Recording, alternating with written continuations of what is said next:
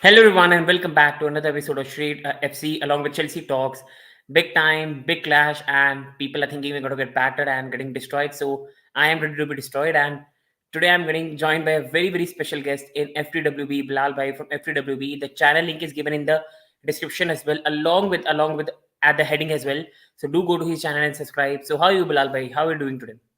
Fine, fine. How are you? I'm really happy as a United fan.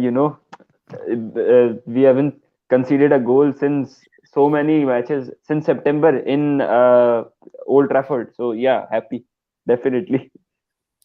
I think that's jealousy for me because I think Manchester United are doing more better. And who would have thought at this stage of the season, Manchester United will be 10 points ahead of Chelsea? And the game in hand, Manchester United have against Leeds. So, starting off with today, we're going to discuss on Chelsea versus Manchester City preview. Along with that, we're going to discuss on the Chelsea news, Enzo Fernandez, and all the other stuff related to Chelsea and football. So, starting off today and bringing to you the first part, that is Chelsea versus Manchester City. What a match we have tomorrow. That is not today, tomorrow. And you can see today we're going to have a lot of discussion and a discussion of Mudryk as well. So, first of all, coming to our esteemed panelists today, first of all, starting up with preview, if you have to give a bit of brief, Bilal Bhai, what do you think of Manchester City and how do you see this match going? Like, is it a proper big team match or is it just a mid-table team versus a top-table team? No, to be honest, despite Chelsea having been on the ninth or tenth position, I don't know, ninth or tenth, I guess that's the position. But yeah, And let's be honest. Okay, yeah. So despite having, like, you can say they are on the 10th position, Chelsea, but the importance of the games of top six clubs. To be very honest, these games are the most enthusiastic kind of the fan bases are most excited for these matches. So yeah, it would eventually, the first answer of mine will be no, that it would not be a match of like a team in the title race versus a team in the middle rank. No, it is not, because Chelsea know how to come back, and I don't think so at this moment. We should be we should be very, very reactionary at this moment, that no, Chelsea are not in the race of the top four. Yeah, there are many games. It is just the half of the season almost, and Chelsea have many games in hand, and every team, like, you can say, it is a very important game at this moment. Chelsea need to win this one, because you all know the most importantly, the top four is decided on these clashes. If you win these games, and in the top six, at least you win four out of six games. If probably, like, you can draw the other two, so it is a possibility that you can still be in the top four race. So eventually Chelsea have a very, very important fixture this one, and considering the fact Man City, they are in the title race, and yeah, they have importance in this match as well. Yeah, they are playing at Stamford Bridge. They need to show something, because we all know, despite Chelsea having such a terrible backline, a terrible midfield, we have seen this. So despite having these all, Stamford Bridge is their fortress. Stamford Bridge is a ground in which United also haven't been able to grind the point easily, that easily. So Chelsea at their home ground will be good. I should say this, because we all know they are a good team, to be very honest, and we should not underrate them. That is my answer. And I think I fully agree with you on that. But right now, even as a Chelsea fan, it's very, very tough to back us as well because Manchester City, for me, are not that special that they used to be. But Chelsea are in a horrific form, like 10th in the league, behind Fulham, behind Brentford, behind Brighton. I think that is one of the worst season I think we are having right now. And if we lose this match, it's an absolute peak. With Fulham coming next away from home, who would have thought Chelsea versus Fulham will be the mid-table derby? Whereas we were expecting a top 4 team fighting a 15 team. So that's how the Premier League goes, and that's how it changes. And coming to the next part, that is looking at the last gaming result, and we saw Chelsea getting a Nottingham Forest draw 1-1, making the one of the worst side in the league with no disrespect intended. Look like a prime Barcelona, and to be honest, it was not a 1-1 where Chelsea dominated and got a sad draw or unlucky draw. Nottingham Forest should have been the winners. They should have beaten us 2-1, 3-1, but lucky goal, Raheem Sterling lucky goal, and Nottingham Forest got one back, but they should have won the match. And Manchester City, that is a match you can call unlucky. They did everything but score a goal, and that's an embarrassing result. And coming on to Bilal Bhai on this, we know that Arsenal dropped points yesterday. Not drop points, I will say draw against one of the best team in the league right now in Newcastle. Bilal Bhai, looking at the two results of both the teams, Chelsea dropping points to one of the, like, to be honest, both sides drop points to the worst sides in the league, in Nottingham Forest and Everton. And the pressure on Chelsea is now to even get above in the table, let alone think about top four. While Manchester City right now sit 8 points behind Arsenal. So, what do you make of this result? Like, is this results have put a lot of pressure on both the teams in this match today, tomorrow? Yeah, if I talk about these games, like to be honest, both the teams have been, you can say, yeah, just the difference between these two teams in this in these games in these draw is that City have grinded. City worked hard. City did everything just to score a goal, as you said as well. But Chelsea, on the other hand, were nowhere near to their level best in this game. Nottingham Forest were absolutely toying up. So it is immensely important for both the teams, for to be honest. But for me at this moment, Chelsea it is the most important one, because yeah, we all know Man City are 8 points behind Arsenal. They will want to close that gap. If they win tomorrow, they will just get 5 points behind Arsenal, and yeah, that can put a lot of pressure on Arsenal as well. But coming on to Chelsea need to prove something, because Chelsea has signed so many players. Chelsea have spent a high Yeah. amount of money. Chelsea are on the And I verge think of this chart signing is that. also very correct. Like, I think this is the Benfica fans who big up to him. 120 million in cash without installments, and Enzo is yours to play in the Europa League next season.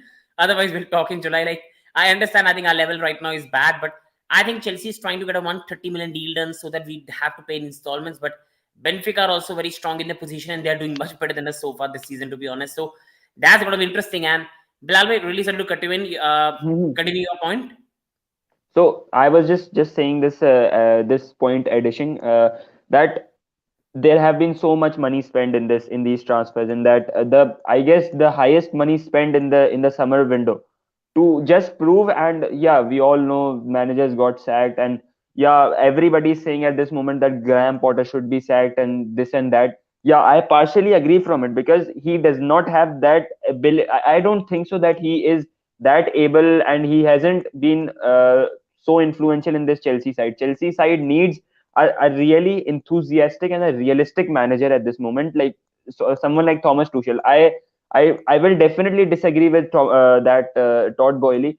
The decision which he made to sack Thomas Tuchel, he should have given him at least a season, because it's the new manager, it's the new management, top tier, new hierarchy, everything. So Thomas Tuchel would have taken some time to adapt. And now reports are coming now, like people are saying that Graham Potter should be sacked. Chelsea fans, like we all know, English fan base is so toxic, is like very, we say like they are just onto them if they do any mistake. So yeah, we all know in Ten Hag's as well, Ten Hag situation as well. If he will do anything wrong, we all know how media will eventually catch everything on upon Ten Hag, that he is doing this, he is doing that. So yeah, we all know. But for Chelsea, like coming to back to my point, it is a very important game at this point, at this moment, just to prove something, that they are not a team which will be easily beaten. And if they can prove tomorrow, we never know. We never know. It can be a possibility that Chelsea might also win this match. We all know against all the odds they can go and win this one. Fully agreed, and I just have to disagree with one of your points. For me, right now, if you look at the way Chelsea have gone and the way Chelsea have played, I think this is a very important match. But for me, it's not about victory. I think I'll take a loss, I'll take a disappointing, even a defeat. But I just want to see a performance from the team. That is the way. But I disagree with you, Bilal Bhai, on the terms of criticism. I think Graham Potter will get a bit of, you can say, rub of the media in the right way, because he's an English manager, and I don't think the media will come so hard at him. So he has got that backing. Like, if Chelsea had a foreign manager, I think it would have been absolutely ridiculous. So Chelsea will have a bit of taste of the media now, because you can see also that right now the media has been very calm when it comes to Chelsea. So I think that is one thing that will work in the Chelsea's favor. But other than that, I fully agree. Like, for me, first of all, I did the question for Red Devil stand, big up to Red Devil stand as well. Chelsea deal done. I think Enzo deal is closing to be done, but it's just about the final payments, and that's where the deal is striking to be, because Chelsea cannot pay 120 million straight away to save ourselves from FFP disaster and the finances. We have to do the deal in installments. While Barishile is already done for Chelsea, Santos is done, Fofana is done, Juranovic is a player we're looking after. So there are a lot of things that Chelsea are going to do. We're going to come to all the Chelsea news later in the video as well. And Chelsea aren't winning this game. City will dominate. I fully agree. I just think it's about the way Everton played. but in the right way. Like Manchester City, for me this season, I've been very, very honest, they haven't been good this season. I'm very, very sorry to say if any Manchester City fan is here, but they haven't been the Manchester City I know. They haven't been as dominant as they used to be. I think they don't have a natural wingers, and I was again and again saying on my channel that's biggest weakness, and I had a bit of chat with football creeks as well, the Manchester City fan, and I told everyone that Manchester City have no wingers. Mahrez, Grealish are slow wingers. Mahrez is the inverted winger who cuts inside. Grealish is more of a creator. They don't have proper wingers. Alvarez is more like a striker. He's not your proper winger. And I think Chelsea can survive against them on the touchline because with no Reece James, I think that's where we are really, really out of sorts. But I think Aspie can handle some of Grealish. Like I know people will disagree, but Aspie can handle Grealish. I think Cucurella can handle Mahrez. But I think in this game, Foden will play. I think it's just about Haaland and how will Thiago Silva and Koulibaly really handle him. But it's just not about handling him. This guy can come anywhere. He's a monster, absolute monster in the right way. The monster I've never seen in Yeah, football. the 15 one games. battle, I just I'm sorry to interrupt you, but Yeah, no the problem. most important battle I am looking forward to, this the most prominent battle, is Thiago Silva versus Erling Haaland, because for me I think Thiago overall, Bilal Silva. bhai, like I do understand where you're coming, but I think Haaland will still find a way to score.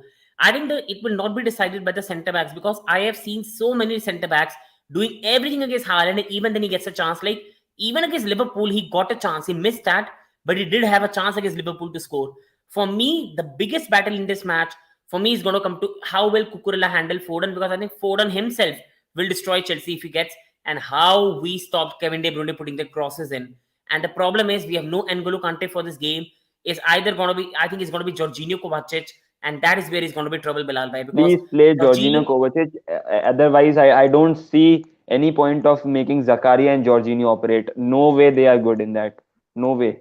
To be honest, as not a Chelsea fan, I should say this, that if Chelsea want to win this one, please sort your midfield and don't But I overcomplicate think that's things. where our Just problem is, go Bilal bhai. Like with your we main don't man. have a midfield. Like Chelsea, literally one of the biggest club right now in the world, we don't have a midfield, and this is why we're heavily after Enzo Fernandez. We're trying to get more players in the midfield. Declan Rice in the summer. Our midfield is literally non-existent, and I fully agree. Chelsea might create more chances if City defense flop, and I'll come later in the video. The City defense. I'm going to have a big discussion on this later in the video. City is a very gettable team. And I don't know why I'm getting a feeling we will put two past them, but it's just about how much we'll concede. This could literally end 2-3 because I cannot see Chelsea play the way we used to under Tuchel, because Tuchel was a tactical master. Tuchel used to have game plans for his oppositions. I think Graham Potter is more of a direct attacking manager. He loves his players to be a bit more direct, bit more adventurous. So he will not be able to set up defensively. And if he does, I think they're going to get absolutely pampered. And I still think we should not respect this City side too much. I think Arsenal are a much better side than City right now, even if I still think City will win the title because of the quality they have got. But the City team has a lot of weak spots that we can target. Defensively, no Ruben Diaz in the team. I think they have many, many weak spots in the team. And Aymeric Laporte, I think he has always had a bit of mistake in him for me. And then we are going to see who is going to play on the wings. Is it going to be Rico Luis, You who has had forgot a good Ruben performance so Diaz as far? well. Ruben Diaz for me is a bit. Sometimes he does some mistakes as well. Yeah. And he's injured as well. Like he could be out for a month right now, as per the reports. So Okay. yeah, he's Oh injured. yes. And Chelsea will get some points from big teams if they want to get into the top six. I fully agree, but the Red Devils stand. I think it will make you happy. But Chelsea right now 10th in the league. We are behind Fulham, behind Brentford, behind Brighton. So I'll rather first of all beat them and slowly climb the table before I think of beating top six, to be honest. And if you see the Chelsea's fixture is Bilal bhai, we have got Manchester City, then we've got Fulham, then we've got Palace, then we've got Liverpool and Anfield. So I think these fixtures are going to be very amazing. All the top six teams, to be honest, all the top six teams have a packed schedule at this moment. Like, to be honest, It's not we even pack Manchester schedule. Like United. the teams, we are The right now teams, 3 points behind that is. Liverpool. So Hmm. Liverpool also struggling. If we can get a result at Anfield, a lot of things can change. I think we should be able to beat Crystal Palace. I think Fulham, no excuses. We should be beating them. And I think if we can even take a point against Manchester City, I think that's a magnificent point, Bilal bhai. And that brings Yeah. me on to the injury news. Aymeric Laporte is a doubt, but I think he'll play in this game. And Ruben Diaz is not available for Manchester City. While going on my team, Chelsea, no Fofana for this game, no Kante, no Chilwell, no Loftus-Cheek, no Broha, and no Reece James. So taking a bit of opinion from Bilal Bhai here. Bilal Bhai, we have seen Chelsea's injuries and how much they're affecting. Like for me, I won't make an excuse. Like I'm being very, very honest. I never want to make it an excuse. It's the club's mistake to not have a proper team to be able to go into all competitions. But just an honest question, like we are saying Graham Potter is not good enough. I still think he's a young manager who is very, you can say, not Chelsea is a too much job for him, but I'm going to back him and I'm going to give him time. But do you think Chelsea injuries have also had a big part to play? Like if some of these players would have been fit, we would have been in much better position. And you never know, even Tuchel might have been here. Yeah, to be honest, I will agree with your point in the, which you said in the last. Yeah, if the injuries are very, you can say, a menace for a team. To be honest, they, like, to be honest, destroyed Chelsea. To be honest, these injuries have been the worst phase for Chelsea in this season. And yeah, this is a long list of injury. These are the most important players for me, like Wesley Fofana, the new signing, and Golo Kante, your midfield driver, the most important part of the midfield in Chelsea. Chilwell is also a very good left back, and Reece James. These four players for me are the proper starters. They are the proper starting 11 players. And yeah, Loftus Cheek sometimes operates as well. So yeah, to be honest, if you talk about the injuries, they are hurting Chelsea at this moment. And if the players would not have been injured, yeah, it would have been a different case, it would have been a different scenario. But on the other hand, it should not be made as an excuse. It should not be used as an excuse. You need to get up, you need to do everything. You are a big team, you are a very good team, you have a solid team available at this moment as well. Despite having injuries, you are going after players, you are trying to go after other players, like signing other players to. So you should need to be up upon that level. And yeah, that is the point which Chelsea should keep that in mind, that we have to win, and ultimately wins would eventually come. Fully agreed. And big up to Priyansh Bhai as well in the chat. And people, please, it doesn't take much for watching this. Please hit the like button. Please subscribe to the channel. And please go to the link in description of the Bilal Bhai's channel, FTWB, and do hit a subscribe button. Some great content up there as well. And I'm worried Will Potter lasts till January end. For me, Priyansh Bhai, there's no chance. No chance. And if Boli does that, I'm literally coming for his head in terms of getting him out, because you cannot give a manager 60 million contract and then want him sacked. Like, you cannot sack him. Todd Bowley cannot do this when he's given him 12 million a year, a 60 million contract. I think that's going to be ludicrous. So, and he's his own man. He has sacked one of the world class managers in the world in Thomas Tuchel, brought his own man, brought the Brighton staff, Brighton recruitment staff. He has also brought Christopher Weibel. He has given Graham Potter 12 million a year contract, like more than many managers in the league, 60 million for 5 years. You cannot be sacking. And Todd Bowley is a billionaire, one of the most smartest people in the world. He won't be an idiot to sack someone for 2 months after giving him a 60 million one. But I will say one thing: the Chelsea fans and the squad we have got, if we don't do well till January, there's only going to be some solutions. He is going to be at the club, but then our season we could literally finish 13th, 4th, and if it doesn't go well, like if we lose to Manchester City, if we draw to Fulham, if we draw to Crystal Palace, and if we lose to Liverpool, it's going to be very toxic. It's going to be very toxic in the Chelsea fan base. And when the fans will start getting against the manager, against the players will start. We know Chelsea players, they never back the manager. They always down their tools whenever difficulty comes. So Chelsea players will down their tools as well. And that's where you're going to have a tough season, and the whole squad has to be banished in the summer. And it's not a football manager, it's not a FIFA. It's very difficult to do, and it's going to be troublesome for Chelsea. So he has to get some results. Like, let's be honest, a lot of these players will remain at the club. Like, the biggest thing a manager needs is to have authority in the dressing room and a respect. Now, Mikel Arteta, he did not have that. What he did, he knocked every senior player out of that team. He knocked Aubameyang out. He knocked every senior player from Arsenal. Now, either you follow the Arsenal process, you knock every senior player out of the team, or let Graham Potter build his authority and then you go. In between is not going to happen. Graham Potter will never demand the respect of the player like a top manager does. I think this season, Graham Potter will be a smart person to ride it out, play the way it has to be done to get results, and then give him his type of players, get some players out. Jorginho is out of contract, and N'Golo Kante is out of contract. Kovacic wants to leave the club. If even possible, I still want to keep Koulibaly, but if he doesn't perform, you can let him Acha, go. Thiago acha, Silva. I'll interrupt you one thing. I'll ask a question from you. Like, to be honest, after that Roman Abramovich scenario, do you think that was the worst ever decision that Premier League and could take? Yeah, we all know that Russia scenario, Russia Ukraine scenario. To be honest, I would not talk on that. But to be honest, if after that you have seen that the situation of Chelsea at this moment, so do you think that was the worst ever decision a Premier League might have made in your perspective? I think it was just not to do with Premier League. Like the all government was coming up as well, so I think they could not do anything.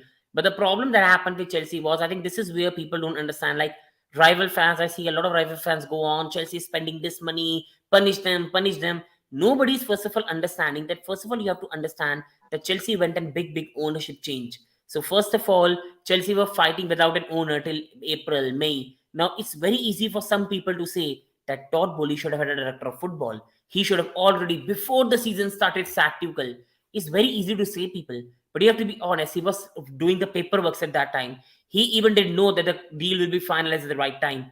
A lot of employees were unsure. Everybody was unsure. From March to May, Chelsea were playing like Thomas Tuchel even said in his press conference that even if required, we'll travel through buses. I'll drive the bus. Hmm. That was the atmosphere around the club. It was a turbulent end to the season. That could have been a great season. And along with that, see, Manchester United, every club in the world, they start their summer transfer activity from February. They search players around the globe. They see players who are performing well. They already start negotiations, and it takes time. Manchester United already finalized Ten Hag by April. They started to have a bit of talks with Frankie de Jong and the targets. They started to have a talk with Eric Ten Hag. That Eric, which players do you want? Do you want to work with Ralph Ragnick? Do you want to own director of football? Chelsea could not even do that.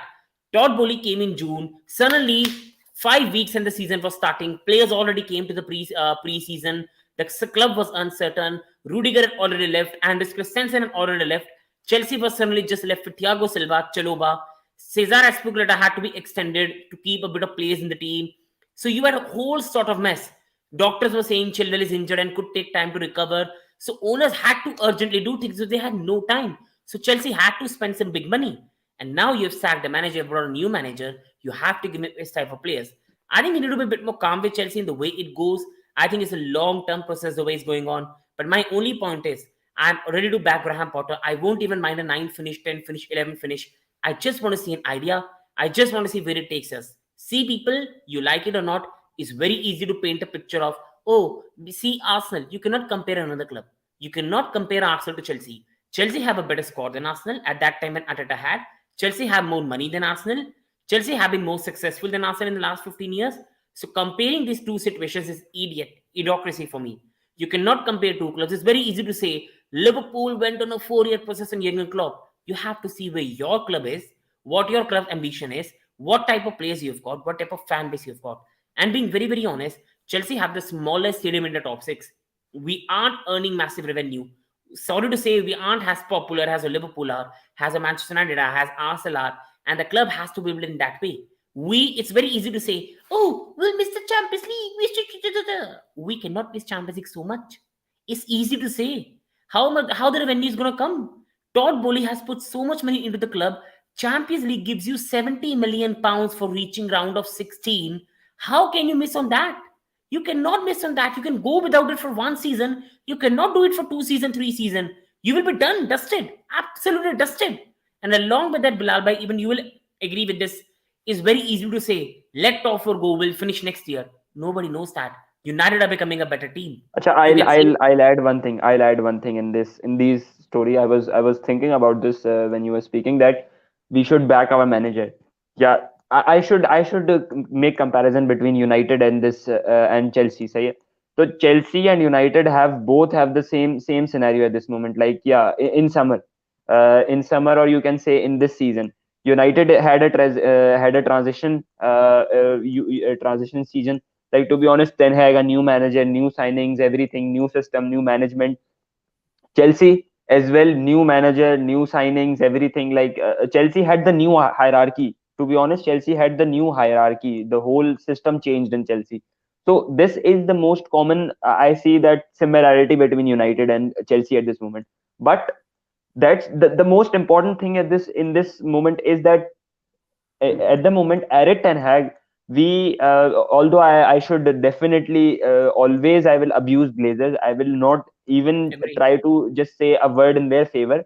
But in this scenario, in bringing Eric Ten Hag, we did the right choice at the right moment because we all know we knew at that moment that if we don't bring Eric Ten Hag will eventually go to Man City if in case Yeah, Guardiola leaves, and that would eventually lead us to eventually that would make City dominance in the next 5 to 10 years as well. For like you can say City would be dominating the league, dominating everything for 15 to 20 years, but it didn't happen. It eventually didn't happen, and yeah, we brought in Eric Ten Hag, and Chelsea on the other hand brought Graham Potter, which the manager who did not had that European experience, who did not Yeah. had that UCL experience as well. He managed a mid-table team. Like to be honest, Brighton. We all know Brighton is a very very good team, possession-based football. Yeah, we all know they play beautiful football. And Cucurella under him Potter. Graham Potter was very very good as well. But in this Chelsea team, why isn't he working that properly under the same manager? Yeah. There have been something in the dressing room, everything we don't know at this moment now. So this I should make this similarity between that is the similarity I was making between United and I think Chelsea. overall, But Bilal, bhai, the Mhm. thing with Ten Hag is at least Ten Hag like got a window. Like Yeah, if we see the transfers United have got, like Malacia was his player. Like he knew Malacia, he's brought in what a signing is turned out to be. Anthony was his signing. I think along with that, Vigo Casemiro, I think was more like a board signing, but it can work for any club in the world. Like he's one of the best midfielder in the world. So if you see Manchester United, a lot of the things have been done in Ten Hag way. I think the thing with Graham Potter, he has Priyansha said very well. Potter and Bolly want to make a project, but the problem is the fan base is not ready for it.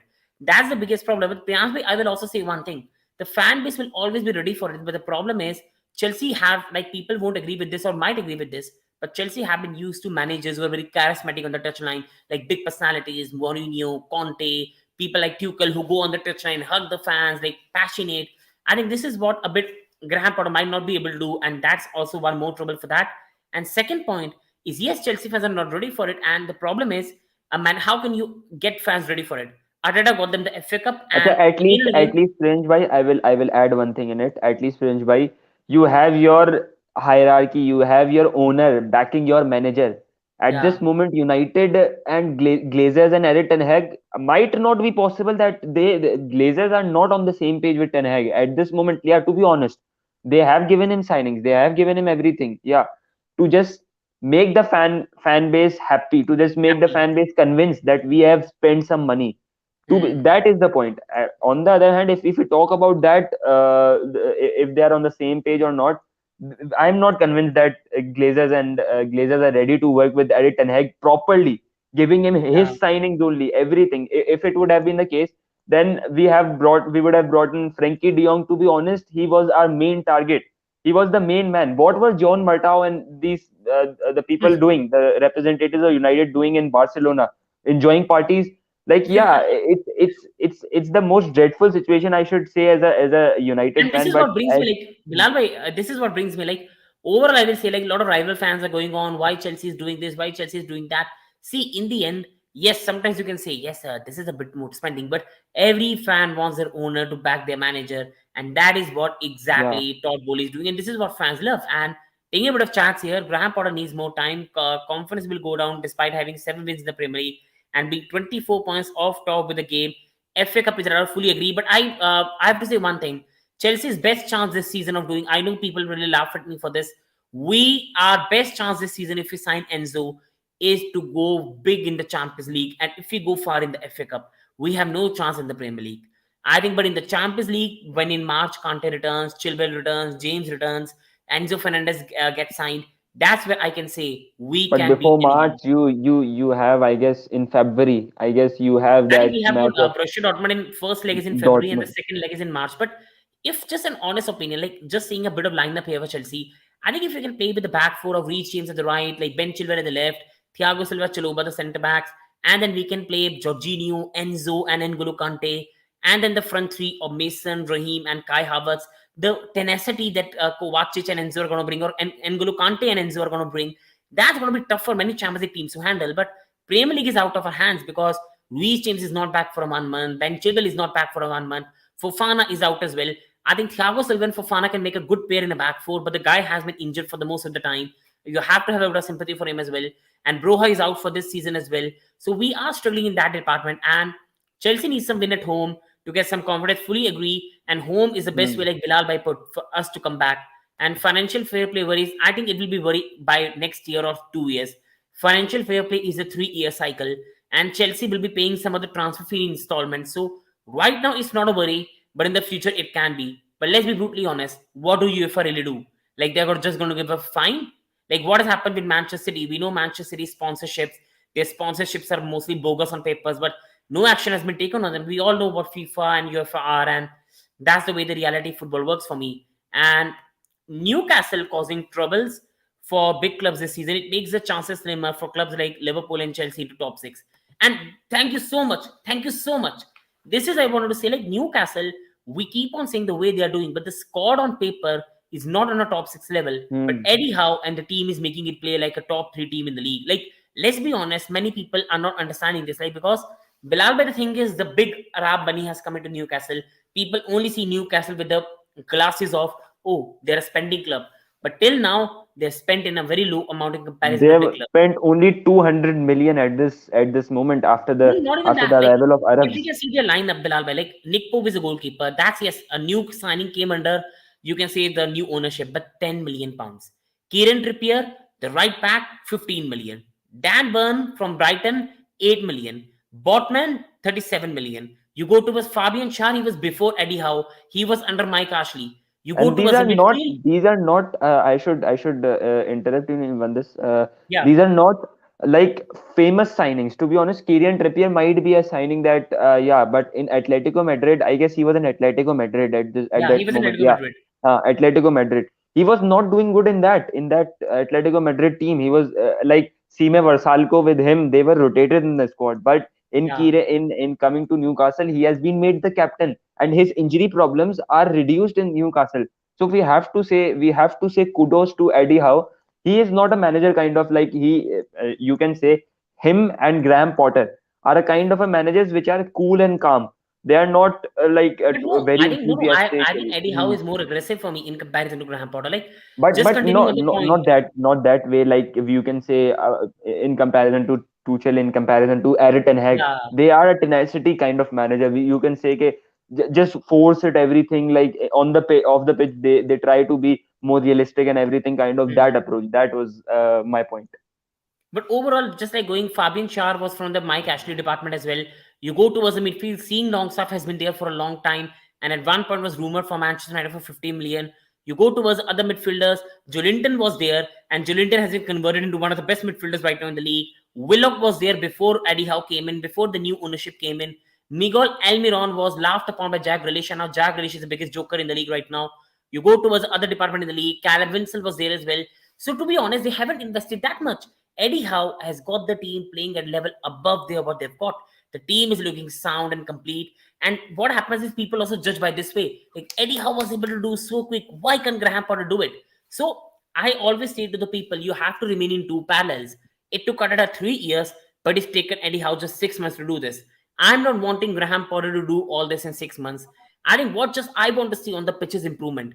I think Graham Potter needs to be more hard.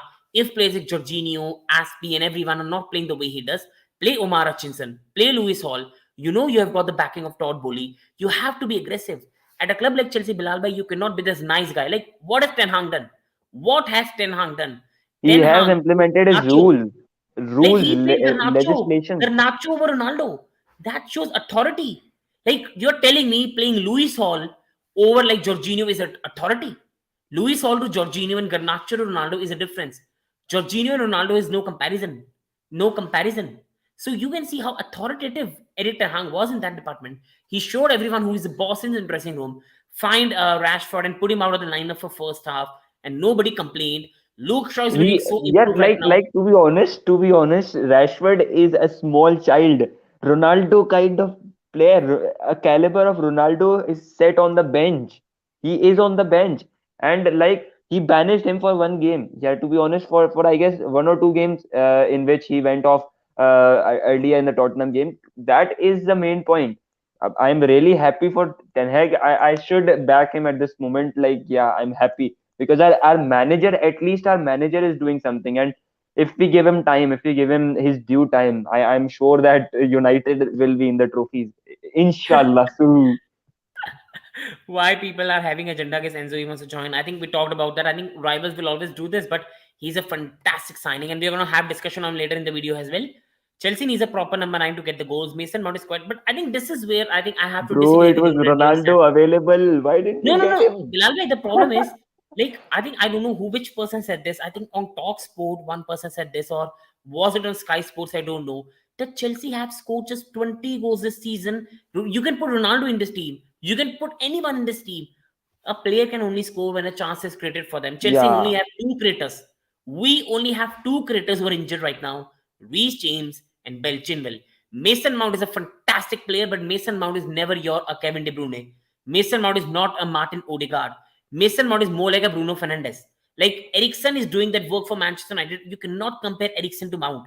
Mount is more like your Bruno Fernandes that plays hard, plays with press, can put some great passes in middle, but you cannot compare him to Martin Odegaard. You cannot compare him to Kevin De Bruyne. And Chelsea needs such a player. Like you cannot compare him to Bruno Guimaraes, what he brings to Newcastle in a different way.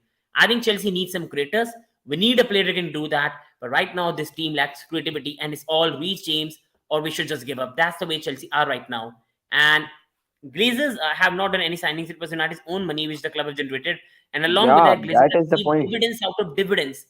Dividends out of dividends. The club did not repair Old Trafford. The training ground is still not in a great condition comparison to many other clubs in the league.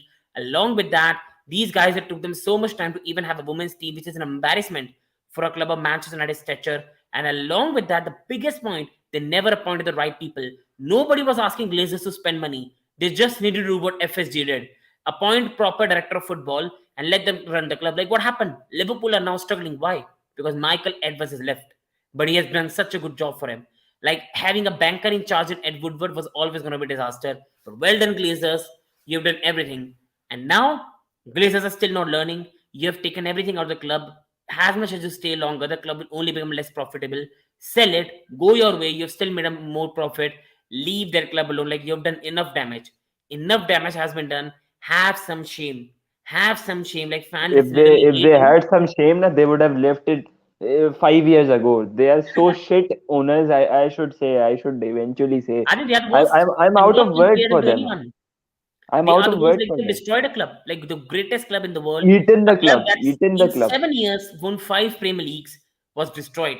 2005 to 12, Manchester United won 5 leagues, titled in seven. So that was a bit of destruction as well. Did you And do you know, yeah, that three-peat of Premier League from 2007 to 2009, that yeah, was like glorious and era. you I missed out wonder on two Premier Leagues by I should one have been point. that mature at this at Like like I this remember age. very much, like that was one of the best moments I had as a Chelsea fan. Like we United were 2 points above us in the Premier League. We played you in 2009 2010 season at Old Trafford, and Didier Drogba scored that offside goal, and then Makeda scored a goal with his hand as well. But overall, Chelsea went on to beat you 2-1 at Old Trafford, and we won the league by just 1 point. And the final league result was Chelsea 8, Wigan nil, Manchester United 5, Stoke City nil. Like losing a title by 1 point and losing a title in the And can last you game. expect, and can you did you know that one in which Aguero scored a last minute goal? Yeah, We were like United was celebrating. I just saw these videos earlier in months back. I just saw these videos that United fans were eventually celebrating that we have won, yeah. and a trophy will come to the other side of Manchester. But eventually, in the last minute, he scored that goal, Kun Aguero, And and also remember, like all the Bilal, in dreams. that season, Hmm. like we never said this with United, but United did it Tottenham Hotspur. Like you were 8 points ahead of City with 6 games to play. But I remember as very fondly, you lost to City at away 1-0. Company scored the goal, and then you lost to Wigan Athletic 1-0 at DW Stadium. And that's where it ended for you. Like Wigan were a team I remember United used to beat 5-0, 6-0, 5-0, 6-0, and you lost them 1-0. Sean Maloney scored a goal from long ranger. And I remember Sir Alex Ferguson, and that day I saw his face and I knew it was done. Like he's gonna blast up in the dressing room the way he's gone.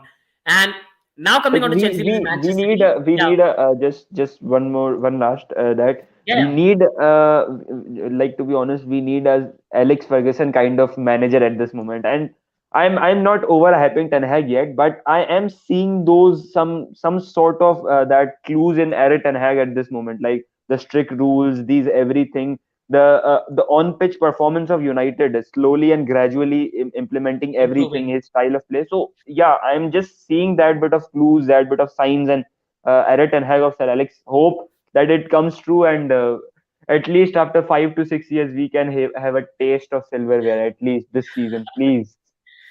And now coming back to Chelsea with the Manchester City, the last five meetings we two have had as Stamford Bridge in Premier League, you can see the record is not good. In 17-18 season, we lost to them 1-0 at Stamford Bridge. When it was like passing the torch, they thrashed us. Cameron Brunei scored the long ranger and they won the game 1-0 and they won the Premier League with Centurion points. Next season, under Maurizio Sarri, like we were the underdogs in that game. I remember the season very well and we beat them 2-0. David Luiz scored a goal and we beat them 2-0 that day. N'Golo Kante scored a counter-attacking goal. And next season, City were done and dusted from the title race, and Chelsea were the sealers for Liverpool that day. We beat Manchester City 2-1, and Pulisic, what a goal that day he scored as well. Then it was sadly one of the matches that ended Frank Lampard's management career at Chelsea. Manchester City destroyed us 3-1, and sadness, the biggest sadness, I think people in the chat, Chelsea fans will know this, is City took sympathy on us. It was half time, Chelsea nil, Manchester City 3. I remember very fondly that match. They took sympathy upon us. If they wanted to play, they could have beaten us 8-0, 9-0 that day. It was that bad. And last season, I remember there was a lot of hype in the match. Like that was the most hyped Chelsea versus Manchester City match. Tuchel 3, Pep Guardiola nil, beating them in the Champions League final. But Pep Guardiola did a master tactic. Tuchel played a 3-5-2, which was a disaster. And they beat us comfortably 1-0. Like even in that game, they did not have a lot of chances. But Gabriel Jesus scored a goal and they won that game 1-0. And overall, in the five matches, City have won three and Chelsea have won two. Quick question from Bilal Bhai in this department: like, do you think these records play a bit of part, or these are just a textbook thing? Yeah, they might play a bit of like you can say part in the game, but players don't think about it about that, because no manager would eventually say that we have lost games against Man City, we will have to win this game against them to just prove that we are a bit better history team than Man City in comparison to both the matches. But yeah, no way on pitch it will affect. Both the teams will try to win and yeah, go and win the game eventually. I fully agreed. And for me, I the thing is that Manchester City, for me, they love Stamford Bridge a lot, and I think we have to stop that at some point. I think this has to be stopped. And coming to the next part now, the Manchester City likely 11. For me, this is going to be the Manchester likely 11 we see in this match. I think they'll return to their more usual step, the team we know they are. For me, they'll go with the natural 4-3-3. I think Kyle Walker will return for this game. Rico Lewis is a very, very good kid, but I think they'll go back to a 4-3-3. Edison as a goalkeeper, Walker at the right, Cancelo at the left. Laporte will play in this game with Stones. They're more natural centre backs. Then Rodri, Bernardo Silva, Cameron De Bruyne is not a surprise. And I think in this match, they will bring Foden back and Grealish will play at the left and Haaland I up top. guess I should make a change, one change in this Yeah. lineup.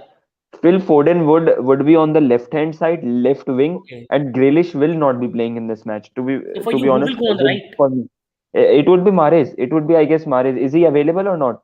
No, he is available. Mahrez is available.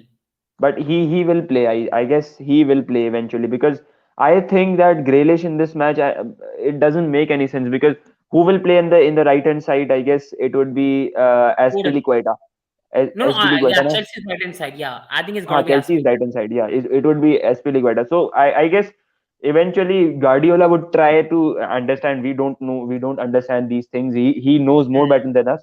But eventually, you know it pretty well. You have spoken this fact as well, that Grealish versus Aspilicueta would be an Aspilicueta win in this Hmm. in this battle.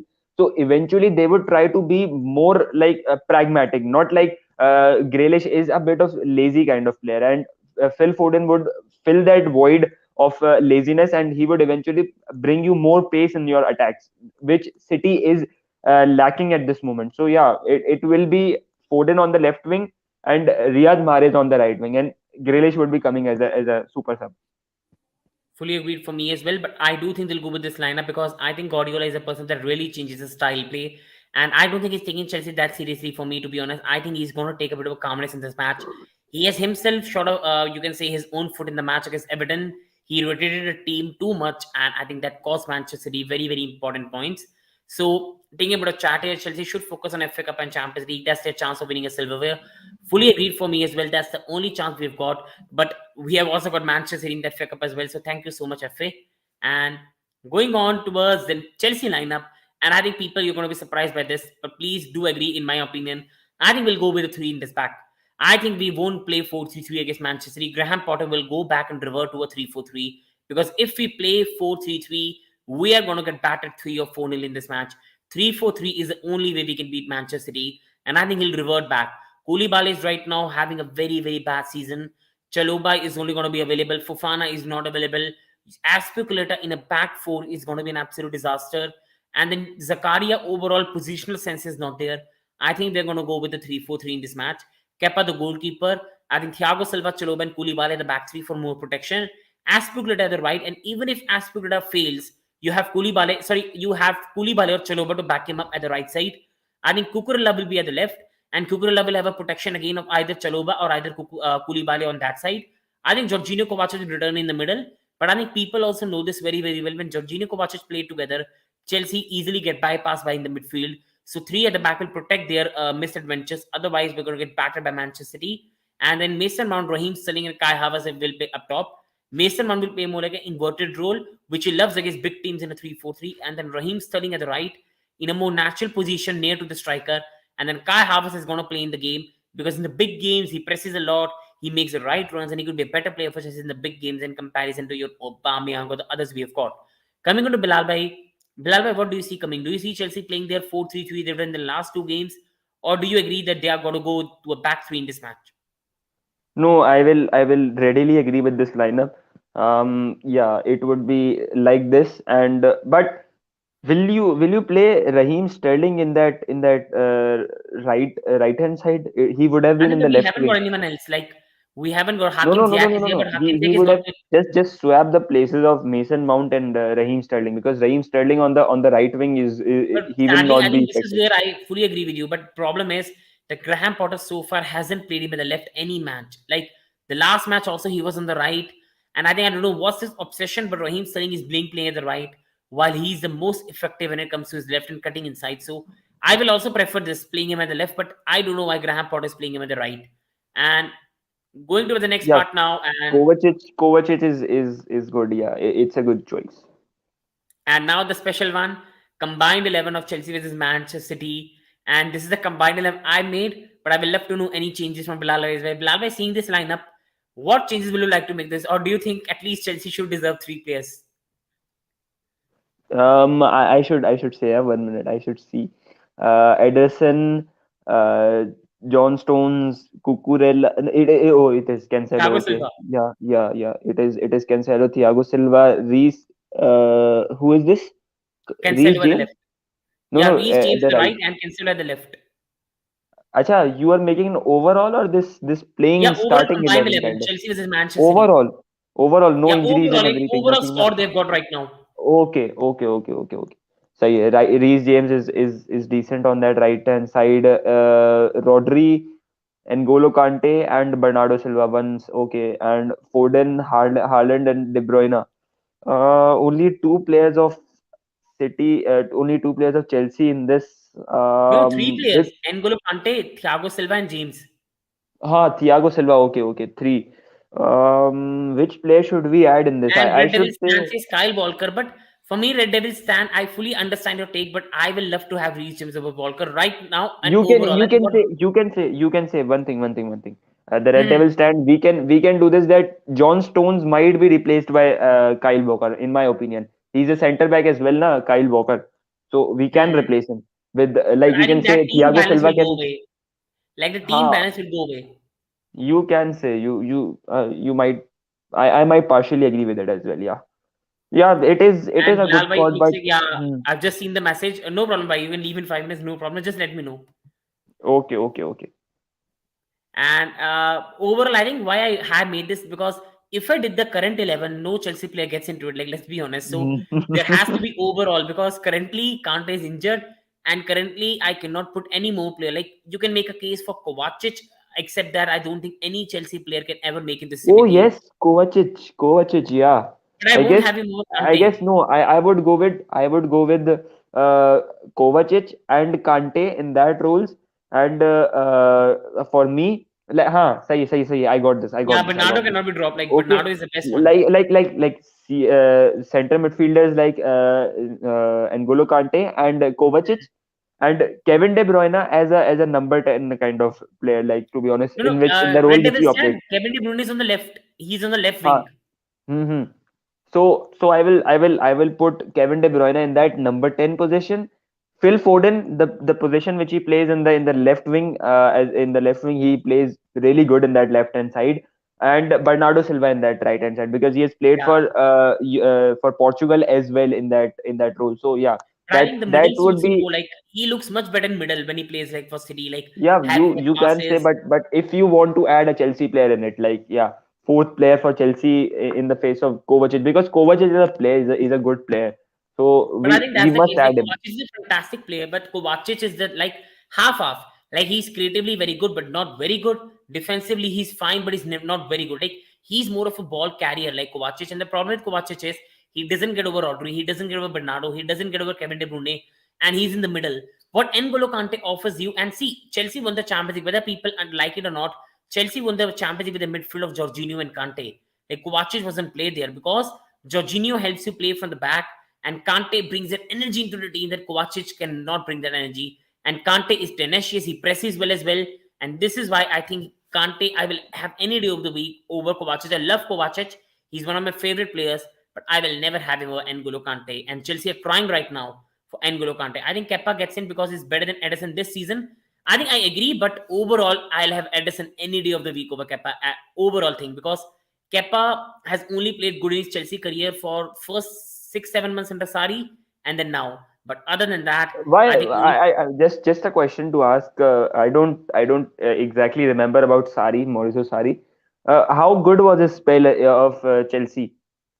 I think he was like overall. If you look at it overall side, he was third in the league. He won the Europa League. So overall, his reign Ah, was not yes, that yes, bad. Europa But under him. problem is in between Bournemouth 4, Chelsea nil, Manchester City 6, Chelsea nil. He was not very aggressive on the touchline, so the fans did not Oh, really loved him a lot, and that's where the problem was Bilal Bhai as well. So coming on to predictions now, I first of hate all, I hate Sari because of Ronaldo. Na, I hate Sari because of Ronaldo. Yeah, yeah. That controversy between Sari and Ronaldo. That was, and I think that I was never hate going to him. work. Like Sari is just like your Artetas and anything. Sari cannot work with big players in dressing room. Sari needs more players that can play like a young players in this team. And coming to prediction, the last part of this preview for me is 1-1. We are going to show some pride. This Manchester side defensively is very gettable. John Stones and if Akanji plays, I think Chelsea can get to them. I think Manchester City attackingly are just now becoming a team that lump the ball to Haaland in the box, and I think Chelsea can handle that. And I think Haaland will score a goal, but somehow City will keep lumping the balls in and Chelsea will clear. And on the counter attack, Mason Mount, Raheem Sterling will find a place around Akanji or John Stones and will get a draw goal in the match. And I think it's going to be a 1-1 draw for me in this game. But I won't be surprised if it's a 5 or 6 nil. But coming to Bilal Bhai, what's your prediction? You're a rival fan as well. What's your prediction in this match for Chelsea versus Manchester City at Stamford Bridge? Um, yeah, as a rival fan of City, yeah, I would want them to lose in this game. But realistically, it's not looking like at this moment. We all know how vulnerable Chelsea are at this moment. Yeah, we know City had a draw against Everton, but let's be honest. I should go with a pragmatic approach, 2-1 to Man City.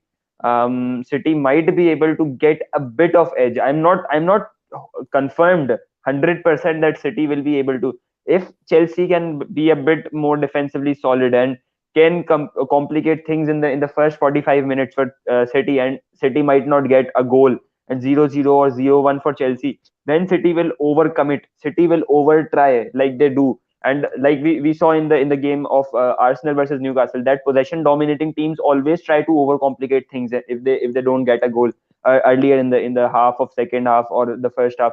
So yeah, City will make things over complicated for themselves, and it might land into Chelsea's favor at that point. But eventually, I am going for a 2-1 because I have to give a prediction, and that prediction would be as realistic as I should be. And thank you so much. And I am अब मैं leave करता हूँ. So thank Yeah, you. first of all, I And will say thank you so much, Bilal, to come here. It's been an absolute pleasure as well. People, please, the link is given in the description below. It's also clear in the heading as well. FTWB, nothing tough to remember. Go and subscribe to his channel, and 100% go and subscribe to his Instagram channel. Some fantastic content, some great edits, and do subscribe and shower some love on great content. And on the last verse, thank you, Bilal, so much to come on. And any thank last words you. overall? Overall, a pretty nice stream. We both have been together for so many months, like working together for in my previous channel which got banned as well, that eventually we worked on that channel as well. And yeah, it is a very good experience to meet you every time, or you should come on my channel as well when I will be doing that Sure, preview sure. of Man People City as well. versus Man I have a lot United. on Bilal Bhai channel as well. Like we do a lot of content together. So please come in and Red Devil Stand subscribe to his channel. So thank you so much, Red Devil Stand. Thank you so much, And bro. people, Thank you so please much. do Big up. subscribe to his channel. Please do it. And Bilal Bhai, again, really from bottom of my heart, thank you so much to come today. It was an absolute pleasure. Thank you so much. Goodbye. Take care. And now coming on to the next news as well. And all the preview for the Manchester City matches done. Let's come to Chelsea talks now. And the first news today is by very reliable Simon Phillips. Sources connected to senior players are under the impression this will be Jorginho's last season with Chelsea. And taking a bit of chat here, which I forgot, I'm really sorry. It will be a tight game despite Chelsea's bad form. They will be hungry in this game. I fully agree. And I think if we don't be hungry in that game, we do not do well, the atmosphere is going to become very, very toxic. And that's going to be a problem as well. And Simon Phillips is a very reliable Chelsea reporter, and do subscribe to his Twitter account. Sources connected to senior players are under the impression that this was Jorginho's last season with Chelsea. This is by Simon Johnson Sport from the Athletic, and I think he's very reliable as well when it comes to Chelsea news. And I think people it's been very very clear for some time the way he's been played. Jorginho is leaving Chelsea, but if he's leaving Chelsea, Graham Potter must stop playing him now. Let him play on the bench. Play players like Luis Hall, play players like Chukwemeka, play the other players in the team which are the future of this club. Todd Bowley is fully backing you. Todd Bowley is giving you 5 year contract. He won't sack you. Play the players that will stay at the club for future. I love Jorginho. He's a true professional. He was booed by the fans at the start. He resisted, he endured, and he became a fan favorite. But Jorginho, I think overall, he still has a lot of community that doesn't like him. And overall, I think he's also leaving the club. I'll always love him. But I think overall, if he's not staying at the club, he only has 6 months left on his contract. Sell him, get some money for him, or either keep him in a senior role, and overall develop players like Luis Hall, give them some experience in their belt before Chelsea in the next summer go and become a much better club and go for a much better goal. Because this season is about being in the top six, top eight. Next season it has to be about top four. So therefore, give some players like Luis Hall some chances, let them develop, and let them become what the capability they have overall got. Now, the next news overall is coming is this is by you can say one of the biggest reliable person in the transfer news. Here we go, Fabrizio Romano. Chelsea will push this week to sign Enzo Fernandez. It's really advanced, but it's not completed yet. Chelsea would ideally like a different structure to the 120 million clause, but the player really wants to join. So overall, we have been clear for a very very long time, and this is where Red Devils stand as well. Jorginho was nothing but a legend for Chelsea. Potter should play Luis Hall, a hungry talent, fully agreed. And I think a legend could be too big for me, but he's been a very good player for Chelsea, and I have nothing but respect for Jorginho as well. I think we have been trying for Enzo Fernandez very very heavily. I think we are trying for an installment base where we pay 40 million for 3 years. That's what Chelsea is trying. Like we are very very clear. Benfica want a straight payment. Benfica want straight 120 million in the pockets.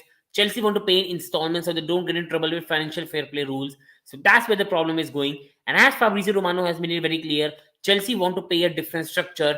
And this is why Chelsea is ready to pay more than 120 million to get a different structure of deal rather than paying 120 million straight in cash to Benfica. Going on to the next news now. And I'm so sorry. I'm just get it away. And the next news is Enzo Fernandez has told Benfica, I don't want to play for you again. And I think this is more of an indicator that he really wants to leave. Like it's very clear for some time. And I think it's been clear since Chelsea has been interested in him that I think Enzo Fernandez is really, really desiring to come to Chelsea. And now he's also causing a bit of trouble there.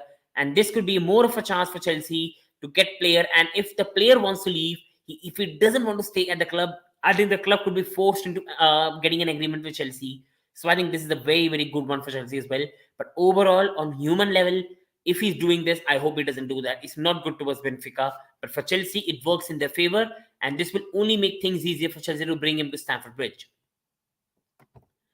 Chelsea reached total agreement with AS Monaco to sign centre-back Benoit Badiashile.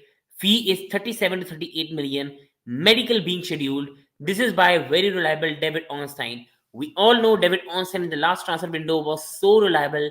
He was so correct and on so point as well. And again, Chelsea have reached an agreement with Monaco as per him. And centre-back Benoit Badiashile is coming to Chelsea for a 38 million pounds. I think overall, coming out of this player, see, I would like to anyone. I haven't watched him. I don't know much about him, but because he's a young signing being made as per the new technical director, I think I'm fully on board with this signing, and I think this guy can do a very very good work for Chelsea. He's a young guy. He has the potential to become something better, and the new technical director wants him. So I'm fully ready to back it. Chelsea have young centre back in Chaloba. Chelsea have a young centre back in Fofana, and we have old centre backs in Thiago Silva and Koulibaly. And it's time for Chelsea to rebuild. And I think signing Bade Shele really makes his squad much better. And getting a young centre backs on the book is not bad. So I'm fine with it. And David Onsen says that the deal is done and the medical is being scheduled. And Enzo Fernandez also pushing on the behalf.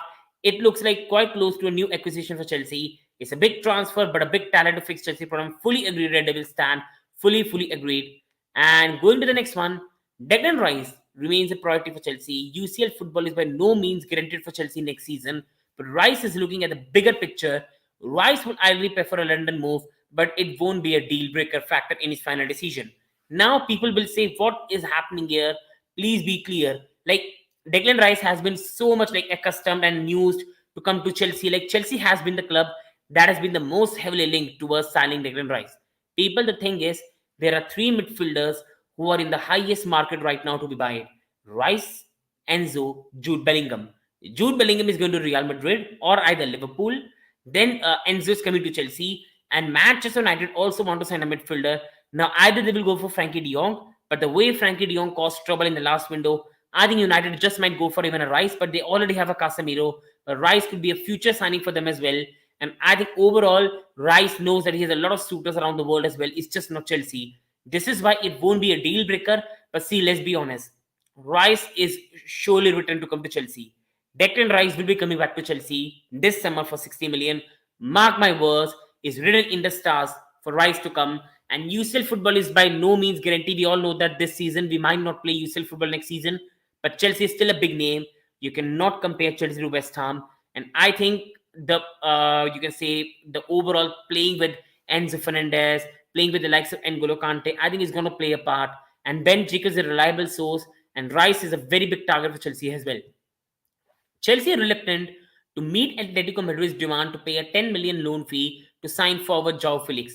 The 23-year-old is highly regarded by Premier League clubs, but that fee, along with the 250k wages, have made him less desirable.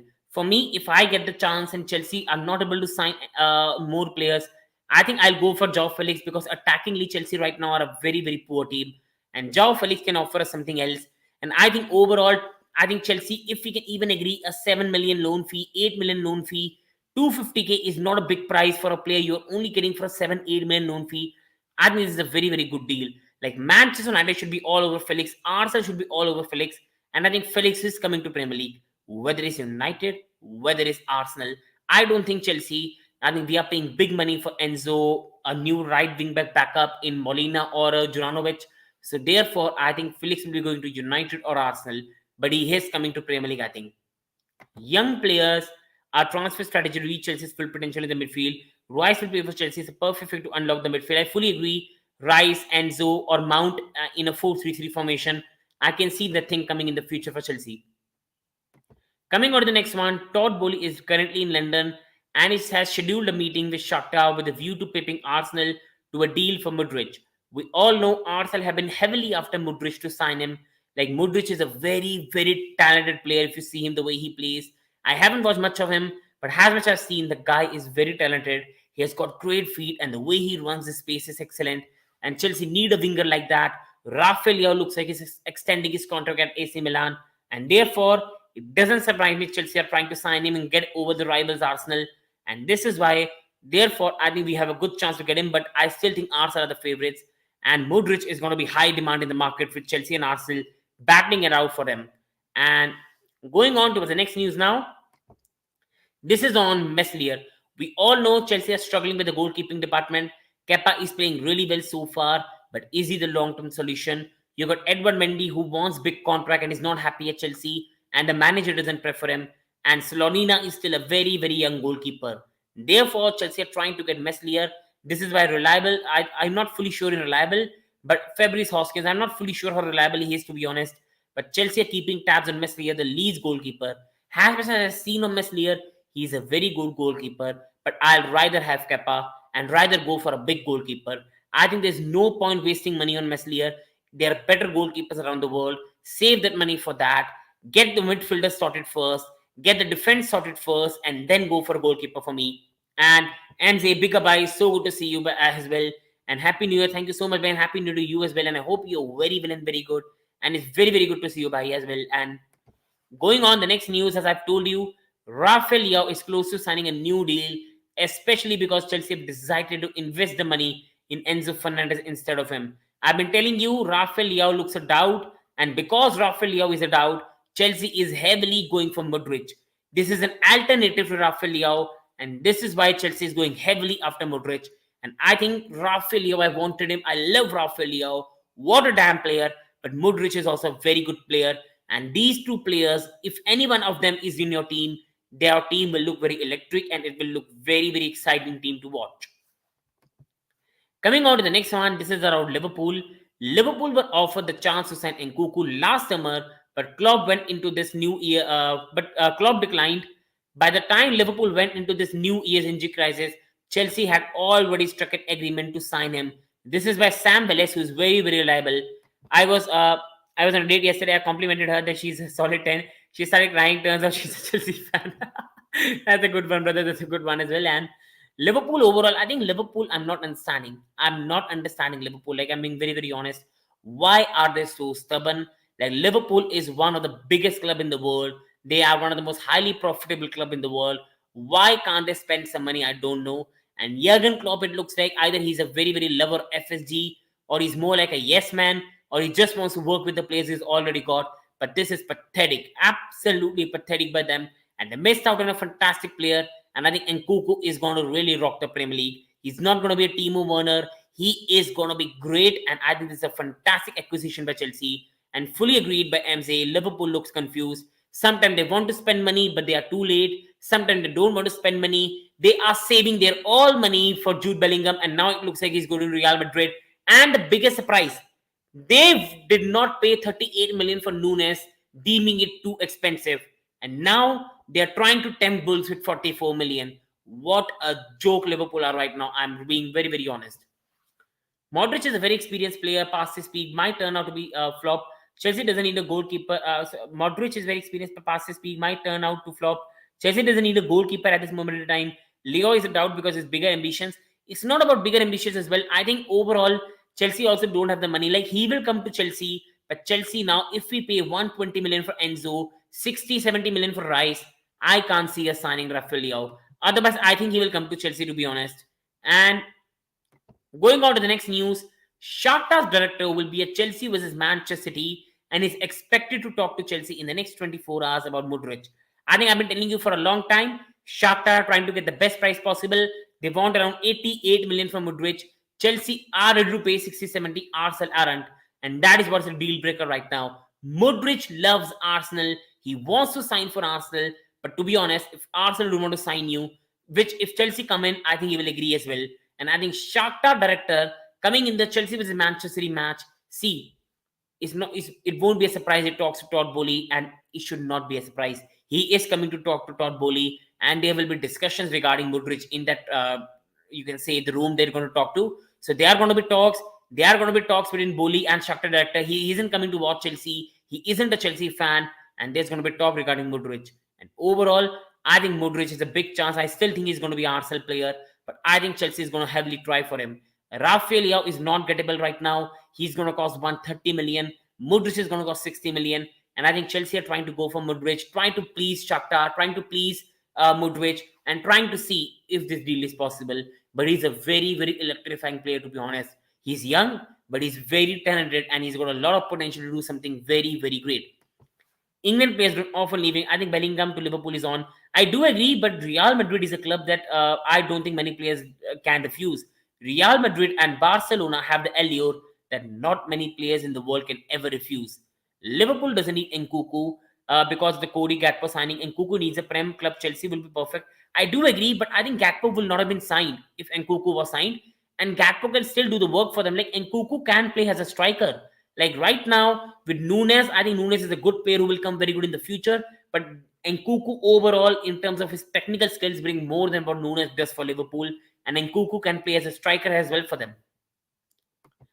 Chelsea should go all in for Dembele, 250 million plus. Oh my god, no, no, no, no, no. No, I hope Todd Bowley never does that and he's not going to. And overall as well, I won't have Osman Dembele. Like, he's mostly injured and out, and overall, I think there's so many players better than him. I won't even take him at any price right now because I think he's a good player, but he's past his peak for me, to be really, really honest. And I used to love him a lot, but I think he's past his peak right now. And Red Devils, and I think he doesn't agree with Nkunku, can work for Liverpool as well. And going on to the next one, I don't know if Chelsea will beat Arsenal to Mudryk. Let's see. This is by the most reliable transfer reporter right now in David Ornstein, and he's saying he doesn't know, and I fully agree. Arsenal right now are more attractive for young players than Chelsea. Arteta is more of an attraction for young players to play than Chelsea. Arsenal is the club Mudryk loves. He's a player, it looks like he's a fan of Arsenal, and Arsenal have been talking with Mudryk for a year in comparison to Chelsea. But let's be honest, if Arsenal don't act, a club comes to your home in Chelsea, they pay you 200k, 250k, they get you to sign a contract. They are one of the biggest club in the world. No player will refuse. Either Arsenal should act quickly, or I think most probably Chelsea might snap on the opportunity. I think Mudryk to Arsenal is more of a possibility, but if Arsenal give Chelsea even an ounce of a chance, Todd Bowley will grab it. And I fully agree Dembele is injury prone, and Tuchel को sack ही क्यों किया master class he I think he has been sacked because he had no communication with Todd Bowley. That's the only reason. He wasn't sacked because of results. Thomas Tuchel was only sacked because he and Todd Bowley were not on the same page, and not on the same page in regard to youth developments. And Thomas Tuchel wasn't really communicative on WhatsApp. Like, that's the reason we are being told, to be honest. And going on to the next news, Bardeshele has passed his medical. This is by a very reliable Chelsea source in Nathan Gissing. And I've been telling you, I think Chelsea are looking for a centre back because Fofana is injury prone. Thiago Silva is getting to the age of 38. You got Chaloba, who is young. You got Aspigura, who will leave the club in 1 or 2 years. And then, other than that, Koulibaly is 33 years old as well. And in future, Chelsea is going to build with Bardeshele, Fofana, Chaloba, and Colwell. That is the future that Chelsea are trying to build in, and I'm very excited for their future as well. Chelsea owners continue to try and reshape the club around the brightest young talent in football. Mudryk will fit into the vision, and co-owner Todd Bowley is more than willing to take the rivals on and blow them out of the water whenever necessary. And this is the most important word, people, that when he gets a chance, he is ready to blow people out of it, because that's the way Todd Bowley has right now been. Like, let's be honest, right now, what Todd Bowley is trying to do is he's trying to build a young project for Chelsea, and then in future, once these players reach their potential, he is going to rebuild Stamford Bridge. What Todd Bowley is planning is to have a young core who is going to become very good in the future. And when they become very good in the future, for 2 years, he's not going to do any transfer spending and use that to build up the stadium.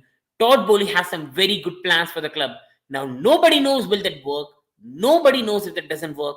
But Todd Bowley right now is building Chelsea in a very, very good way. And Mudryk will fully fit into it. He is a signing that I think I would love for Chelsea to make. Him or either Rafael Leao. These are some fantastic talent. And Mudryk is going to cost half the price for what Rafael Leao is going to cost. This is by Miguel Delaney. Going on to the next one. And Chelsea needs hungrier, younger players to improve their squad. Mudryk and Bardeshele will want bigger clubs like United City and Arsenal. I don't agree with Arsenal here for me, Red Devils fan, because I respect Arsenal. In the history, they are bigger than us. But for the last 15 years, I think overall we still are Champions League winners of 2 years back. Let's be honest, Arsenal haven't won a major trophy for 20 years. Chelsea still is a more attractive proposition in success in comparison to Arsenal. But with United and City, I fully agree with you. And Enzo Fernandez will be sold to Chelsea. Everything is ready and closed, and River Plate corresponds to a fortune that is close to 34 euros. Like, people, we don't see these things, but this is also why transfer fee are very, very big. River Plate are owned some sell-on clause, and River Plate will make 34 million out of the deal, while remaining one is going to be paid by Benfica. Going on to the next one, nothing has changed in the situation of Arsene Zakarian. Chelsea are still confident that they can complete the deal. This is by Rushoff. Like, I've seen a bit of this player, and this is a very, very creative player, and I think this is a very talented player. Now, I don't know what the issue is going work permit on anything.